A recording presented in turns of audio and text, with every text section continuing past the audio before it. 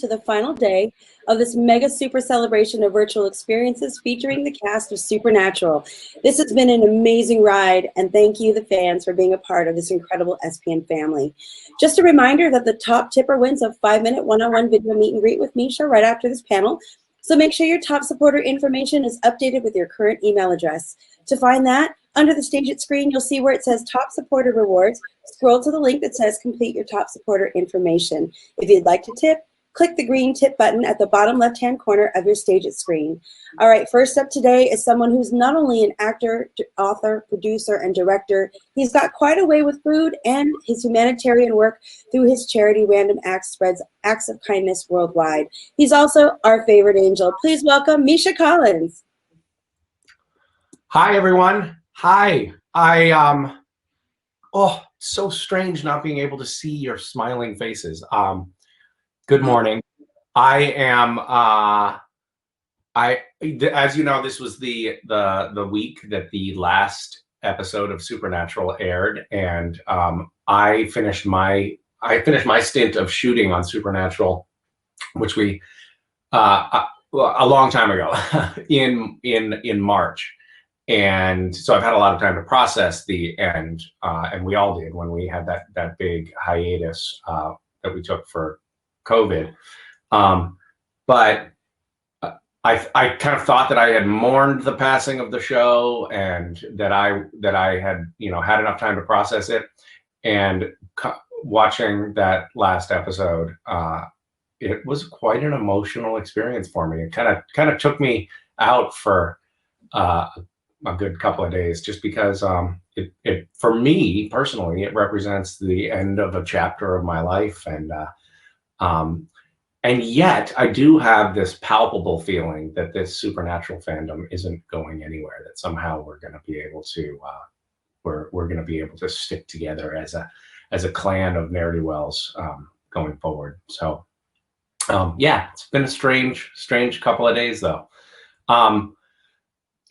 I feel like I'm just talking to myself on the screen. Does anybody have any questions they want to ask me? Or Steph, do you want to bring in? I know we have a couple of fans that we can patch in on video here. We'll bring them on as soon as they are logged in. Okay, sounds good. All right, I'm reading some questions here. This is from Sabrina in Uruguay. I'm assuming she's in Uruguay because her handle is Sabrina Uruguay. Favorite memory, making a recipe with my kids and Vicky.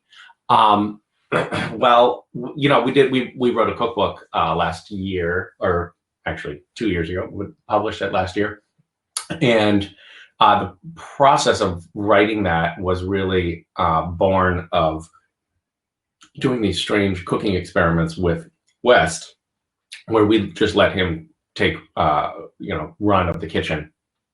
And he, I think when he made Thanksgiving dinner, which was pasta with jam sauce, that was probably my favorite moment in that entire cooking world with the kids. Very bizarre and totally disgusting. But thank you for the question. Victor Hugo, hi Misha. My question is, do you have any work or projects in mind for the future? Say hi to the Misha Migas squad. Hi, Misha Migas squad. Yeah, I do. I do have some projects in mind. I've been working on. I worked a lot on the presidential election and some of the Senate races for this recent U.S. election, and that was pretty invigorating for me. I'm going to do a little bit more work on we have a couple of Georgia Senate races that are coming up in January, and I'm going to do a little bit more work on that. And then I'm publishing a book of poetry, which I'm close to closing a deal with a publisher for that, which is very exciting for me. It's something that I've been kind of wanting to do for a decade or so, and it seems like I finally have the breathing room to do that. And I have a couple of film projects that I'm trying to get off the ground that One of them I wouldn't be in as an actor and probably won't direct. The other one I'm interested in directing and might act in as well. And yeah, that's I think that's all of my projects at the moment. I haven't, a lot of television production has been slow to ramp back up. I am interested in shooting something else, but I don't know. I'm also interested in taking a little time off. So I'm just letting things unfold naturally and seeing what seems most exciting to me.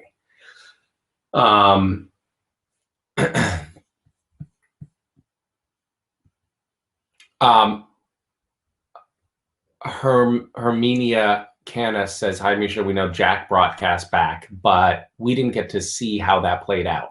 What do you think happened, and what is he up to?" Well, so there was a different ending originally to Supernatural that COVID restrictions made impossible to shoot. I don't know if I think we're not supposed to talk about what that ending was going to be. But it was very cool, but it involved bringing back lots and lots of cast members from over the years and big crowd scenes. And both of those things were kind of non-starters because of COVID quarantines and COVID restrictions. So in the original iteration of the ending, Cass hadn't gone to rebuild heaven. He had a different, there was a different conclusion for him. So I actually, I purposefully did not read the last 2 episodes before they aired, because I just wanted to go on the journey as an audience member and see and watch the episodes, not knowing how the story was going to unfold exactly. I knew a little bit what Cass and Jack's fate were in the abstract, just from conversations. But because I wasn't in it, I don't know what the answer is. I think that Cass and Jack are, there's something about Jack's monologue where he said, I'm going to be imbuing every blade of grass, and I will be everywhere. That kind of transcendent interpretation of God, I think, is lovely, and I think that it also implies that there's some sort of more ethereal, metaphysical quality to how Jack and Cass go on to rebuild heaven. Perhaps it's a little bit less boots on the ground and more on a spiritual plane. That's sort of what I was imagining, because I think that that's how Jack had to wind up. And if Jack and Cass are working together, I assume that they're doing it maybe on a similar, this is really weird, similar energetic level. It's pure speculation, because we really didn't explore that. That is, frankly, that's a storyline that will be probably better fleshed out in fan fiction than it will as I just extemporaneously riff here. I'm gonna see if I can find some more questions here. Oh, hi, Steph. Hi, we have our first fan question on screen for you. You ready? I don't think I am ready, but I'm gonna try. Okay, this is Victoria. Okay. Hi. Hi. How are you? I am fine, and you? I'm good. Where are you? Yes. Where are you? Are you in Brazil? Where are you? Yes, Brazil. Where in Brazil are you? Brazil loves you. Thank you. I love Brazil. Are you in Sao Paulo? No, Rio Grande do Sul. Where? Rio Grande do Sul. Okay. I don't know where that is. Is that in the north? Sorry, my English is... Do you have a question that you want to ask? Okay, my question is, What was West and Mason experience of watching a full Supernatural episode for the first time? And I also wanted to tell you something, Misha, which is that I love you and that Brazil loves you. Thanks for Castiel. Thanks for everything. Thank you. That's very sweet. You know, my kids don't they can't watch scary things at all. So they haven't watched a full episode of Supernatural until the finale. But I was with the kids, and I knew I had to watch that last 2-hour special as it aired. So I decided to let them watch along with me, and predictably, I was like, Weston Mason said, "Dad, will you just tell us, you know, if there's a scary part coming up?" And I said, "Well, unfortunately, I don't know what's going to happen, so I'm not going to be able to tell you when it's a scary part. I mean, I think we might be able to discern." And then, of course, the episode starts with these evil clowns decapitating a family, and it's quite horrible and absolutely terrifying. Like the kids getting dragged out from under the bed, and both of my children looked totally shell shocked. So Supernatural might, you know, it might have been good for my career, and it might have built up a big fandom around the world, but it also has irrevocably traumatized my 2 young children. So there's a trade-off there. They they did West immediately when we were done with the episode. He was like, "All right, I need to watch something else to get that out of my head." And I said, "Okay, what do you want to watch?" And he said, I'm going to go watch Curb Your Enthusiasm." I thought it was funny that his palate cleanser, his emotional palate cleanser, was Larry David, which is really not an appropriate show for children either. So I think all in all, I'm doing a pretty shitty job insulating my children from the horrors of the world. That's the takeaway for me. Yeah. Brazil, man. I think I was planning to go to Brazil for a convention last December, and then maybe this coming December, and both of them didn't end up working out. So maybe I'll be in Brazil in another year or so, if we get a vaccine that works around the world. All right, I'm gonna find more. Wait, I know what I need to do. I need to go into that. Holy smokes, guys, you're typing questions really quickly. Hold on, I know what I'm gonna do. I'm gonna try to screen cap so I can you guys just slow down? Okay, here we go. Hi, my name is Victoria. I'm from Brazil. Hi, Victoria.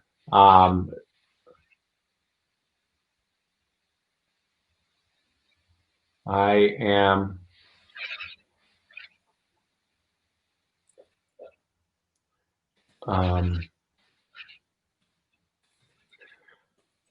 I have a question here from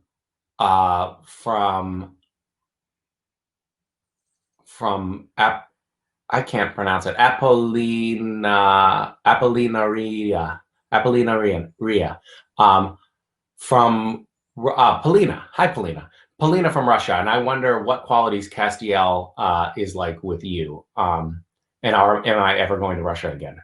I would love to go to Russia again. I don't. I don't know if I've said a lot of bad things about Putin on Twitter, so I don't know if I would be like arrested when I arrived in Russia or not. But I would love to go back. I was just talking about going back to Russia yesterday. I really loved my last trip to Moscow. There are so many things about Castiel. You know, it's really an interesting question. You know, what qualities does Castiel have that are qualities of mine? I think there are a lot of them. And I think that I think that that's because over time, the character melded with me, and I with him to an extent. Castiel was, you know, when the show started, Castiel was just this, like, he was a soldier, he was a warrior, and he was just bound and determined to serve the interests of heaven. And over time, we got to see him unfurl as a bit of a fish out of water who didn't quite feel like he fit in with either angels or humanity. He felt like a little bit of an outsider, and I think that that's something that I have felt for much of my life. And he became, frankly, like, softer and more sensitive, and he always, he tried to do the right thing. He tried to be a good person. These are qualities that I have. But, you know, I don't think of myself as like a hardened warrior. And I think that that's how Cass was written at the very beginning. And I think that the writers realized that in order to have the character play to my strengths, he had to morph a bit. So I think that that's often true in television when there's a long-running character. You saw it happen even with, like, Friends. You saw the characters started as these sort of caricatures on Friends, and then after just about a season, they became a little bit more suited to the actors that were playing them. And I think we had that happen on Supernatural with Cass and Sam and Dean. The characters that lasted the longest on that show, I think ultimately ended up morphing a little bit into the actors that played them. Okay. Okay, we've got your second fan on-screen question. Her name is Jennifer. Okay. Hi, Misha. How are you? I'm good. How are you? I'm good. First, I want to say I love you, and you're amazing. Oh, stop. Where are you in the world? I'm in New Jersey. Ah, lovely. Are you in a bedroom? I'm in my attic, actually. Yeah, it looks like you have a sloped ceiling above you. I do. It's it's the very top of my house. Yeah. Why do they keep you in the attic? Well, this is where I just keep this is where my bedroom is, and I have my Chromebook set up here. So, perfect. Great. But yeah. I spent about 20 minutes before we started this trying to find a spot where the light was not making me look like a ghost, and I kind of failed. The lighting up here is terrible too. Yeah. It's bad. It's funny because you would think that after, like, Zooming for 7 months, I would have by now figured out how to, like, have an appropriate light, but no, I haven't. What's going on in New Jersey? Are you guys under, like, lockdown again? Well, I think we're going to be. Honestly, things are opened up right now as far as minimal dining in and out of restaurants and bars and stuff. But I think it's going to go back to outdoors only. Yeah, we just did that. I'm in Washington, and we just did that. So bars are closed, restaurants are outdoor only, and gyms are closed. And it's winter. Like, it's cold and raining. Nobody's going to be going outside to go out. Yeah. So it's all kind of shutting down again. Yeah, the weather here is terrible too. Yeah. Mm-hmm. Yeah. So, yeah, it's bad. What questions do you have for me? Well, I wanted to know, what is the one thing that you'll take with you from playing Castiel? I don't know. I mean, I think there are a lot of things that I'll take with me from that experience. On a professional level, it was fascinating to be able to play a character for so many years. This is something that Jared and Jensen and I discussed recently. The characters really became kind of part of us in a way, which I don't imagine will ever happen again. It was just a function of how long we did this for. But when I was watching Dean's death scene, spoiler alert. That's okay. I haven't had the courage to watch it yet. I cried, but I was really crying because I was like, that's Cass's friend Dean dying. Like it's a weird thing on an emotional level to have a blurring of the lines between yourself and your character. And I think that happened with all of us. And it's just because we inhabited them for so long. It became like kind of a facet. The characters became facets of ourselves. And that's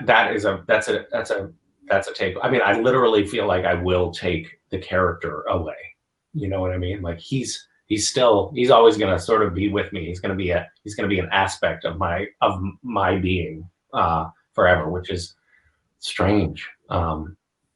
Yeah, I don't know. Maybe it's something I should maybe double down on therapy and try to untangle myself from this character. But yeah. And then I don't know. I mean, there's lots of things. I feel like the community that sprung up around the show is something that I'll take away. I have this perhaps naive idea that the fandom itself won't go away, or at least won't go away right away. Like that, this community will still carry on after the show is done. And I feel grateful to be a part of that. I think this community does a lot of really lovely things and is also incredibly supportive of one another. Yeah,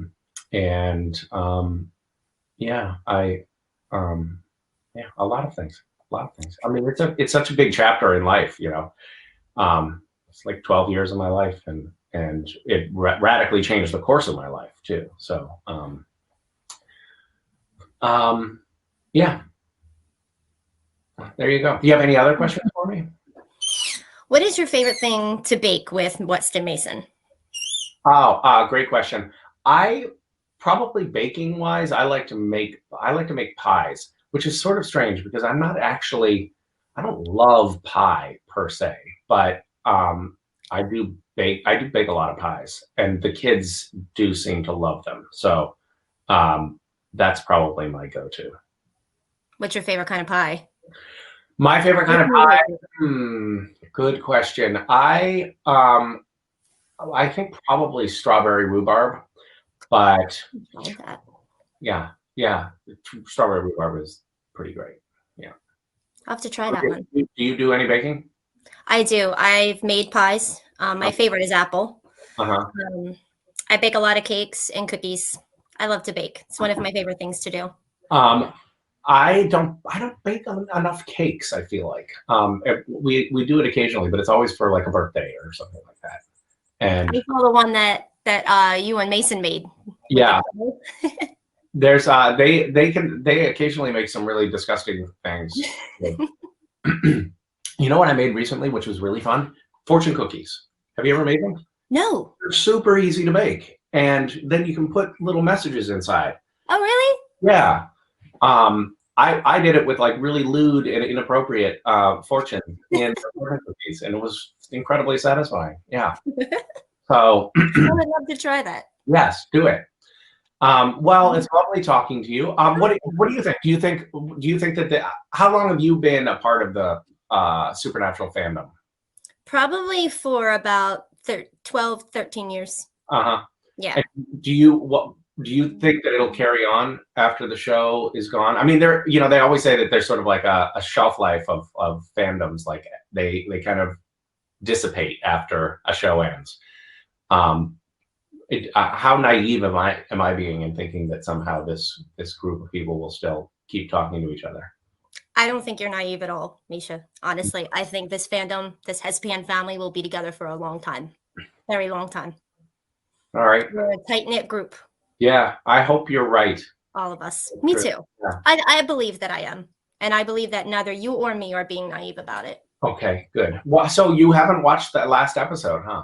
I haven't had the courage to, because I'll be watching it by myself, so I know I'll be in tears. I was already in tears on 15, 18. Uh-huh. As Castiel is my favorite.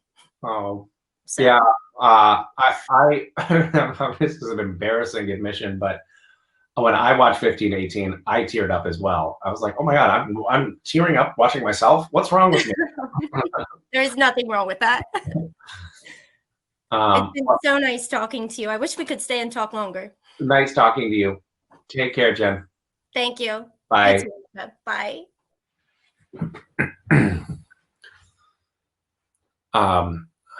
Hi guys.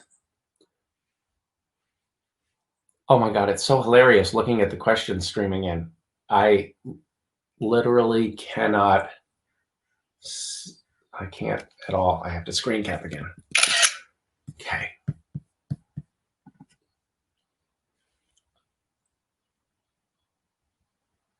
Oh, Evergreen Ezra says, hi, thank you for doing this. I want to know if there's anything more you can say about the originally planned finale. Ezra, Illinois.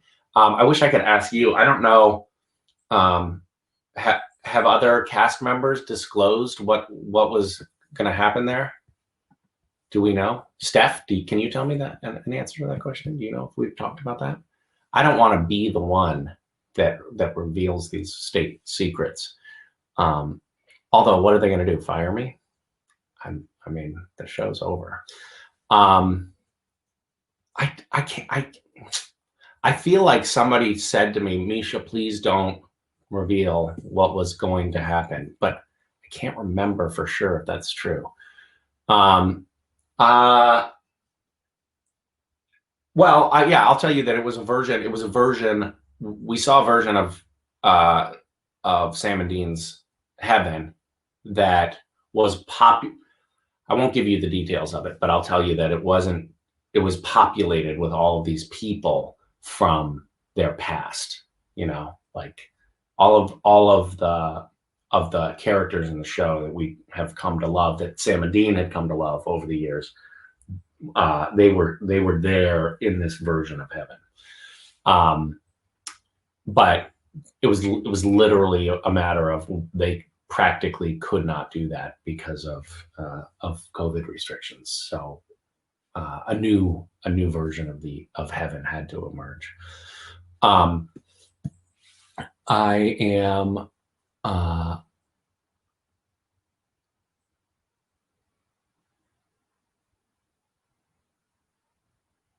hi, Misha. This is Nicole from Puerto Rico. My question is, what is your favorite behind-the-scenes memory with the boys? I don't have a favorite memory. We were close friends for 12 years and got up to a lot of antics. We, like any group of friends, we had like laughing fits, and we had fights.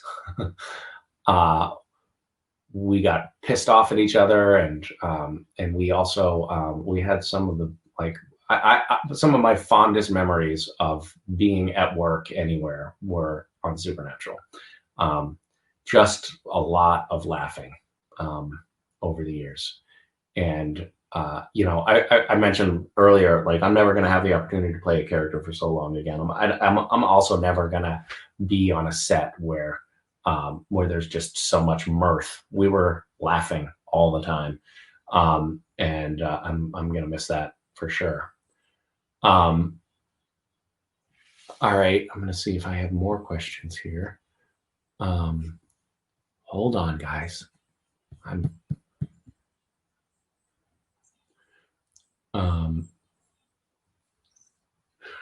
Joe and Steve. Hi, Misha. This is Joe and Steve. We have a question that haunts us. Why, despite all of Castiel's deaths, did his trench coat remain intact?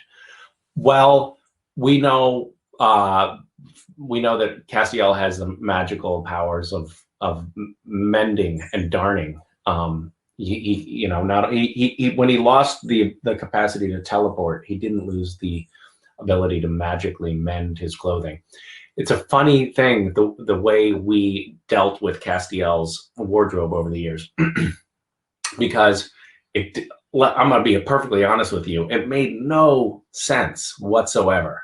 Castiel, if I got stabbed or shot or something in a scene, you would see a hole ripped in the shirt most of the time. However, sometimes if I got stabbed or shot, it didn't rip the shirt, or it would like immediately be repaired. Usually we made the decision that if Castiel got bloodied up or holes in his clothing, that those holes and that blood would stay for the rest of the episode, but that by the time the next episode started, he would be cleaned up. But that wasn't always the case. Sometimes he got cleaned up, in that same episode. And but always by the next episode, his wardrobe was fixed. However, sometimes, like I said, I will talk about my trench coat for the next half hour. When we started the show, I went in for a wardrobe fitting, and they said, we want you to look kind of like Constantine. We're going to have like a trench coat and a rumpled suit underneath. And so they threw on this, like the first thing I tried on, I was like, all right, great, that's fine. The suit was like 3 sizes too big. The shirt that they put on, the white shirt that went with my suit, it had so much material that I had to like fold it in the back, just double it around and tuck it in because it was like 3 sizes too big. But I was like, whatever, I'm just going to do a couple episodes of this show. It doesn't matter. And then was like, okay, well, hold on now. Wait, I've been wearing this suit that is way oversized and doesn't fit me at all. And this trench coat, frankly, which is also kind of like boxy and huge for a really long time. I think it was, I don't know what season I was like, do you guys think there's any way we could justify in the storyline, like Castiel getting a new wardrobe that's a little bit, a little cooler looking, a little more tailor fit. And we did at some point, well, I got a new suit first, and that was not explained at all. And Cass took off his tie, and then didn't put it back on. And then I was like, really kind of the whole thing the tie did help. So then we put a tie back on, but also didn't really explain that. And then one season we just started the season with the Castiel and a new wardrobe, and also didn't explain that. So nobody really complained about that too much, miraculously. I stole some trench coats. I'm gonna admit that right now. I have them in my closet. So sometimes I'll probably just wrap them around myself and weep myself. I'll cry myself to sleep. Misha, hi, I'm Heba. How did you prepare for emotional scenes? Your performances were good. Thanks. Love from Morocco. Holy smokes, that's amazing. It's interesting. So one of the interesting things on Supernatural is I mentioned that we did a lot of laughing. And we had a lot of, we'd mess around with each other. We'd try to screw each other up in a scene. Like, Jared was always trying to make me laugh when it was my take during a scene. But every once in a while, we have a scene that's very emotional that has to be taken seriously. For example, Castiel's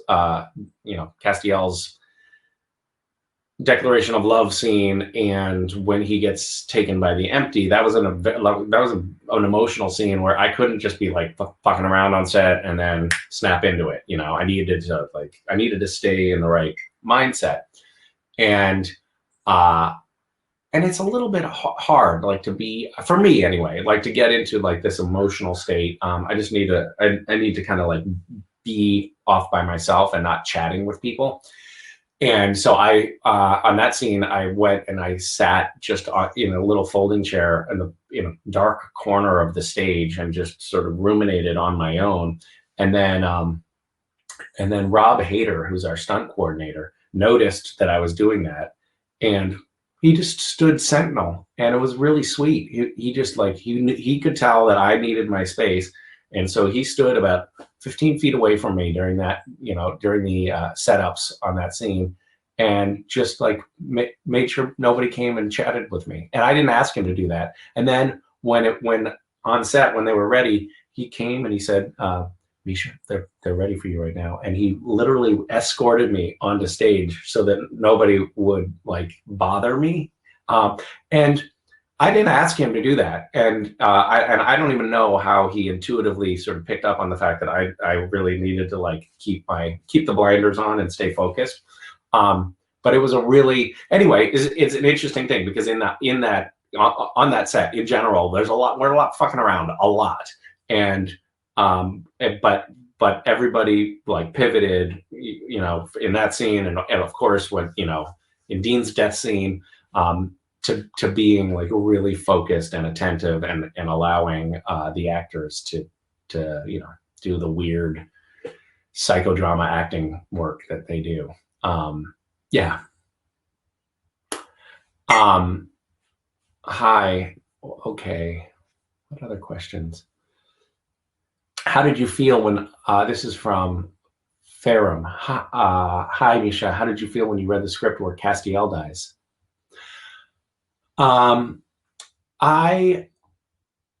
knew that ending was coming for a long time because I'd been talking to Bob Behrens, the writer, about it, and I was really happy with it. You know, it's kind of that was sort of the ending that I wanted for Cass, and so when I read the script, I was really happy that it had made it to the page, because it felt like it was a little risky and a little brave for the show to do, and I was happy to be a part of that, and happy to be able to have that character express love like that. So I was happy with it. Yeah.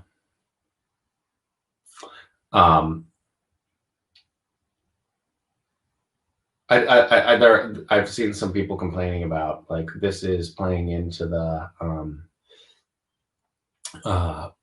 bury the gays trope, which is an insidious and real trope in film and television storytelling from Hollywood over the years.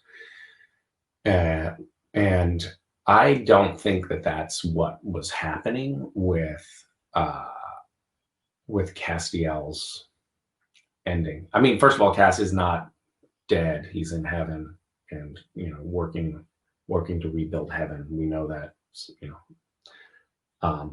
But also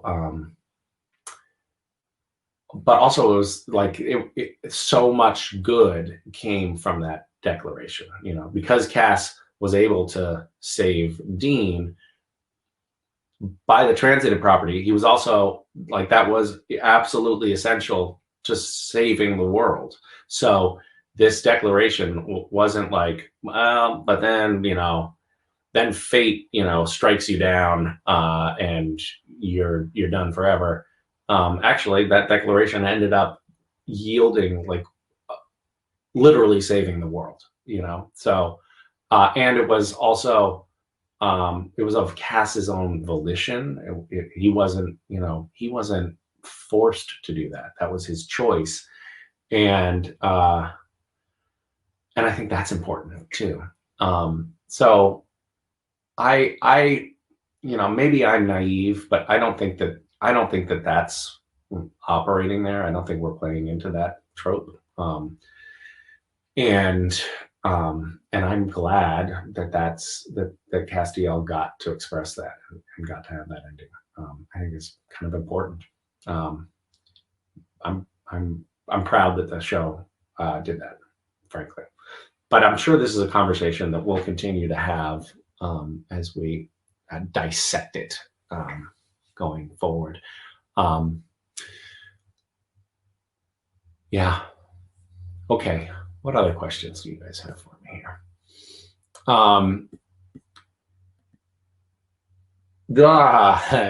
This is from Dean Loves Cass. Hi, Dean Loves Cass. Do you think you'll ever get an SPN tattoo? I don't have any tattoos. I was thinking about getting tattoos related to my children. I don't know. Is that a sign of like desperation? Is that something that a true has-been would do? Like a tattoo of the show that he used to be on? Should I get a tattoo of like Jared's face and Jensen's face? Just like cover my body in the faces of the characters from Supernatural. Could do that. I could just get a tattoo of Castiel's face on my abdomen.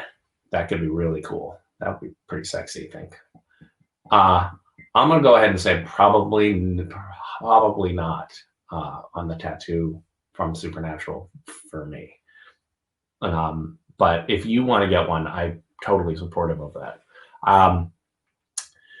Hi, Misha. I'm Jamie. What are 3 things that I do to be kind to myself? Oh, well, that's a sweet question. I think like most people, I have a tendency to not be terribly kind to myself and be hard on myself. But I find that like if I sleep, run, and meditate, and maybe do a little writing, I feel like I'm well taken care of. I do need to. I do this kind of annoying thing that I think a lot of parents probably do, which is I feel guilty that I'm not spending enough time with my kids. So then I like spend more time with my kids, but don't do all the stuff that I need to do to take care of myself. And then I'm sort of like grumpy and not a great parent. So there's a balancing act that I need to find of, taking care of myself and so that I can show up well for other people. Yeah. Mm-hmm. What was my Anna Xenova says, what is my favorite moment of the finale? My favorite moment of the finale was was Dean's death scene. I just thought it was really masterfully executed. First of all, I thought it was really well done. Excellent performances from both Jared and Jensen in that scene. I thought it really it made me cry. So that's pretty good. Hi, Misha. What was your best memory of your last day on the Supernatural set? Well, I don't know. Everyone was being really sweet. There were a lot of tears from the crew and the cast. Everybody was just like, it was. So my last day on set, my last scene was the last. It was the last scene. The last scene that I shot as Castiel was the last scene of the day on a Friday.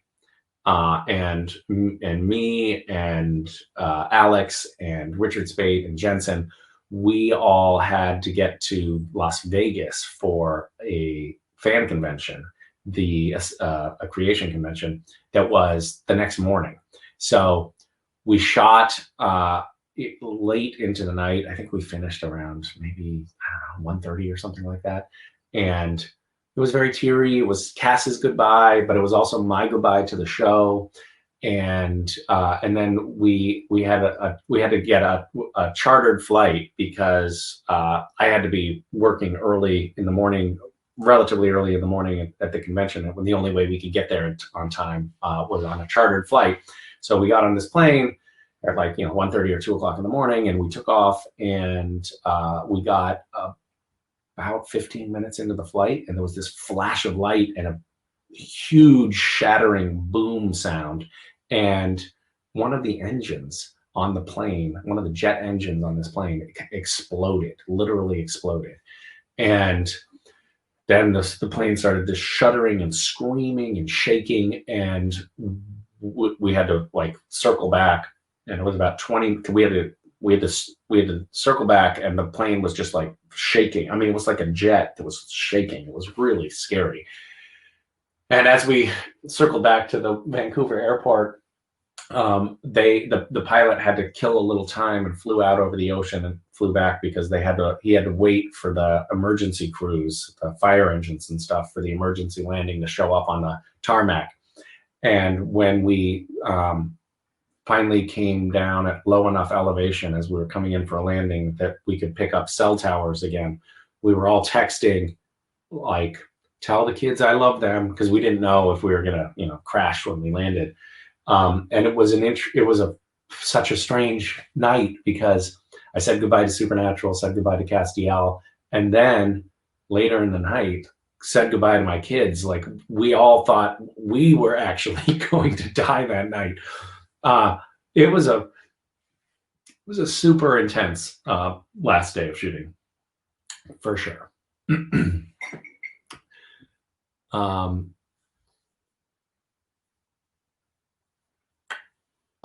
This is from Quilled. Hi, Misha. Do you think Cass and the other angels got their wings back? Great question. Yeah, probably. If we're rebuilding heaven, we have Jack on our side, who is now the new god. Why can't we finally have our wings back? What a long and miserable experience that was of not having wings. It was Cass was so powerful when he started. He could just like snap his fingers and teleport anywhere in the world and time travel. And he lost all of that, just broken wings, and they never came back. You'd think that he would be focusing on trying to fix his wings all these years. I don't know why he didn't do that, because he would have been a much more powerful ally if he didn't have to drive around in the pimp mobile. I miss Castiel's car.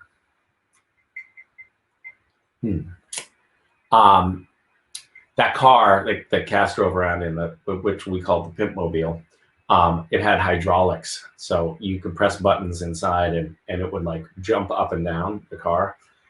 And we were on set one day and sitting in the car, and Jared started pressing the buttons and the car started jumping up and down. The guy that owned the car that was renting it to production, he was like, stop, stop, stop. And Jared was like, mine, jump, jump, jump. And then it, of course, broke. And it cost like $10,000 to repair. I shouldn't laugh. It's terrible. It's terrible. That's a terrible thing. All right. What other questions? This Emma Johanna Fox says, what job, non-hunter, would Castiel be good at? Love from Denmark. My God, there are people from all over the world here. So cool. I think Cass would be good. Cass would be a great security guard because he never sleeps. So he could just stand there, and he doesn't seem to get bored remarkably. So I think he'd be really top shelf in that department. What else would Cass be good at? I think he'd probably not be a great teacher. I have a feeling he's not a great architect or artist. There's something I can't imagine Cass like painting or drawing anything. But I could see him being kind of handy in the kitchen. Maybe a cook. Let's see how he performs there. This is from Demi. Hi, Misha. I'm Demi. In your opinion, what color are Castiel's wings? I don't know. I always thought they were black, but now that you say that, we only saw the shadows of the wings. They're rainbow colored. How about that? Hi, Rachel. So Rachel says, hi, Misha. What is the worst joke that Jared and Jensen did to you? Love from Italy. Jared and Jensen, as you know, they're not good people. And when I was directing an episode, they got really excited in the week leading up to that and just started plotting all of the things that they were going to do to me while I was directing. And they were gonna try to break into my apartment and like steal my furniture. They were going to what else were they going to do? They had all kinds of nefarious plans. Luckily, some crew members tipped me off. They were like, Misha, don't let anyone get your car keys. Misha, don't let anyone, get the keys to your apartment.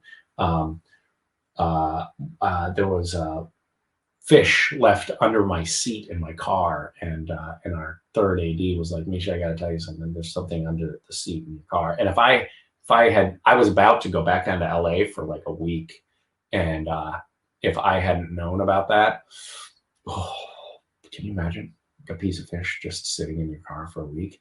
But I think the moment that's standing out to me, one of the things that Jared and Jensen kept doing, we had these director's chairs that are kind of like, they're kind of stool height. You've seen them. It's the classic director's chair. So this is sitting in front of the monitors, and it has canvas that's pulled over the wood. They fold up. They're easy to move around, but the canvas is folded over the wood. And I would like run into set, give a little bit of direction, come back to my chair, sit down, and Jared will have taken the canvas off and just laid it across. So it looks like it's a chair, and then I'd sit on it and fall to the floor. And I fell for that probably 5 times. It kept happening, and I kept on not checking. That was pretty frustrating. And then there was a moment when I was in the other room watching on the monitors and directing from there, just like shouting over the wall, like, all right, let's go again, keep rolling, blah, blah, blah. And Jared kept on messing up his lines. And I was like, Jared never messes up his lines. What's going on here? Come on. All right, let's go again. I just kept shouting, all right, let's keep trying. Let's go again. And then, Jared kept messing up. And finally I was like, all right, I got to go talk to him because I don't know what's going on. I said, all right, cut. And I walked into the door, into the Men of Letters set. And as I walked in the door, Jared pied me in the face.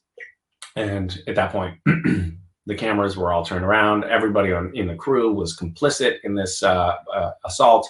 And I was like, oh, shit. Like, it was whipped cream pie, and it just was like all over me. And in my eyes, and I don't know if you've ever been pied in the face with whipped cream, but it leaves you like kind of, everything looks blurry for like 20 minutes. You just can't get the cream out of your eyes.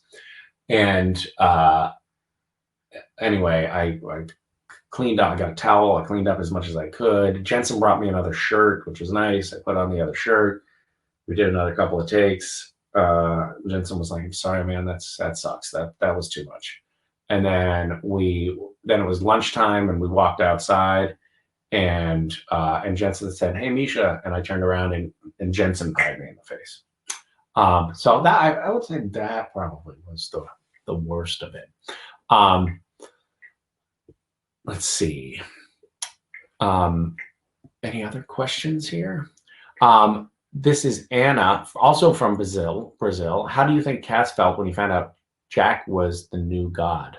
I think Cass felt vindicated. Like, the sacrifice that he had made was worth it, because now we have this incredibly powerful ally on our sides. And yeah, I think that was, I think probably Cass felt like, oh, we did it. This is good. I mean, I'm sure he also feels concerned that, Jack is no longer Jack, but Jack did stay Jack. He was a different version of himself, but he was still, you could tell that he was still at his core, he was still Jack. So I think he probably would feel good about it. Thanks for asking. This is from Yayla Mav. What is the real story behind the handprint in the finale? I don't know, but I think it was a nice touch. That was a really, really lovely callback. I thought it worked well. I can't remember how we came up with that, or if it was was it in the script? I don't remember. Sorry, I can't tell you. But wasn't it cool? Wasn't it a great callback to the very beginning? It was. I thought that was particularly poignant. This is Aria. Hi, Misha. My name is Aria. What is your favorite dad joke? A guy hears a knock at his door, opens the door, and on the front step there's a little snail. He picks a snail up, throws it into the yard. 2 years later, here's a knock at the door, opens the door, same snail. The snail says, "Hey, what was that all about?" It's a great joke. This is Nastya Belova. Hi, I'm from Russia. What's your favorite memory from offline, online panels?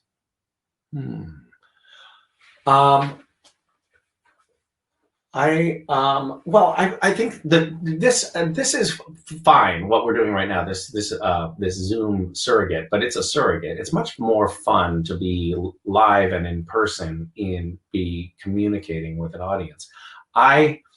I don't know. I have had some really fun. Jensen and I have had some really fun panels together when in Rome. I don't know why, but we always just seem to have a real hoot there.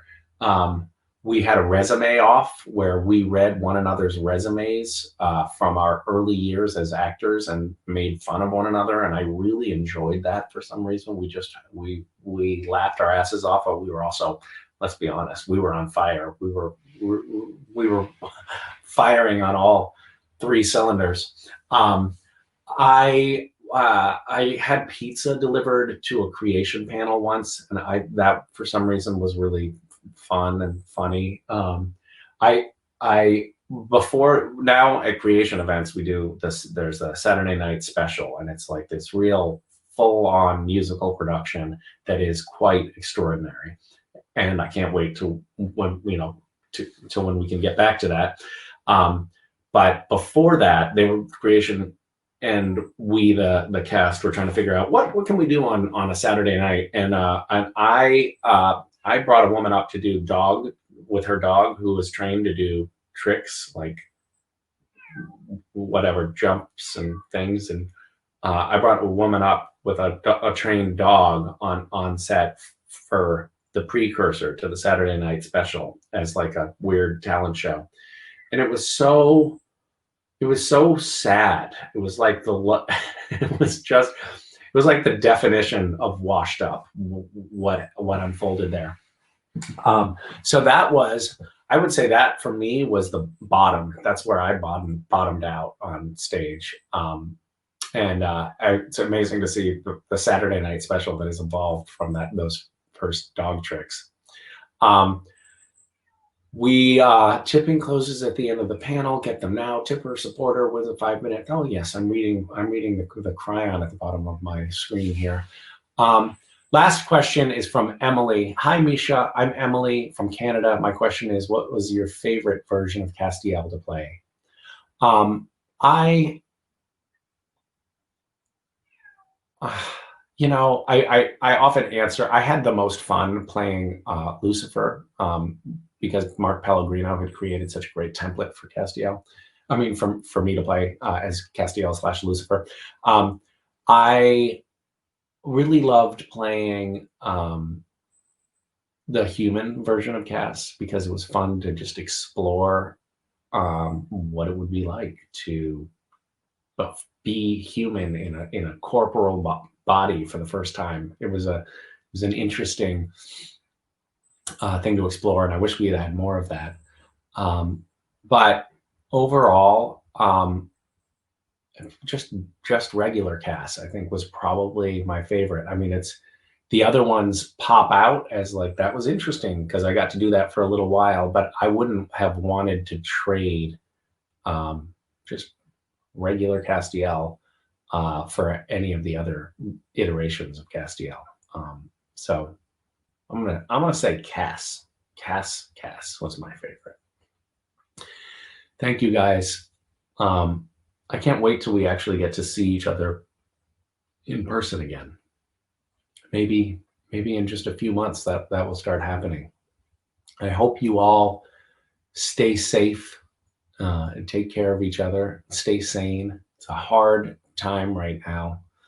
A lot of people are feeling isolated and alone, and a lot of people are going through economic and personal turmoil. And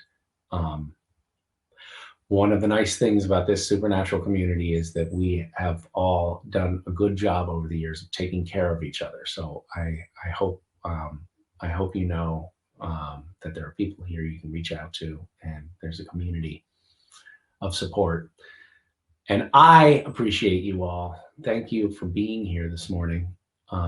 Thank you for coming to listen to me talk to myself on a screen. Miss you guys. Love you. Hopefully see you soon. All right. I think that's the end, right, guys?